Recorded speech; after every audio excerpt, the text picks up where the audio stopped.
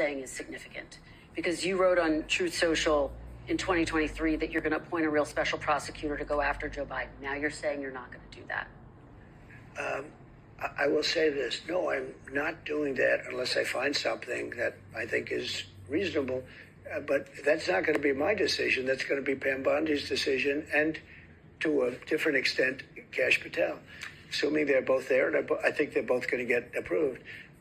But while you ask me that, what they've done to me with weaponization is a disgrace. We'll get to some of that. No, wait. You can't do one without the other.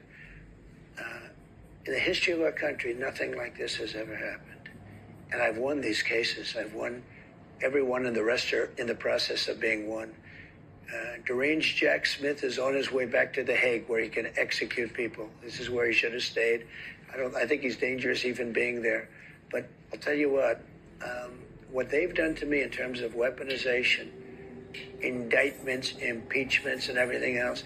And in the end, it probably helped because they got the biggest vote, the most votes any Republican's ever gotten in history. Pam Bondi talks about investigating the investigators. Do you want her to investigate Jack Smith? I want her to do what she wants to do. Do you want to see Jack Smith investigated? Well, I think he's very corrupt, but I want her to do whatever she has to do. Are you going to direct her to prosecute Jack Smith? She's a very smart person. She was a great attorney general in Florida. She's very experienced. I want her to do what she wants to do. I'm not going to instruct her to do it. Sir, are you going to fire the current FBI director, Christopher Wray, who you appointed? Well, I can't say I'm thrilled with him. He invaded my home. I'm suing the country over it. He invaded Mar-a-Lago. I'm very unhappy with the things he's done. And crime is at an all-time high. Migrants are pouring into the country that are from prisons and from mental institutions, as we've discussed. I can't say I'm thrilled. I don't want to be Joe Biden and give you an answer and then do the exact opposite. We're going to talk about So that, I'm not going to do that. What I'm going to say is I certainly cannot be happy with him. You take a look at what's happened.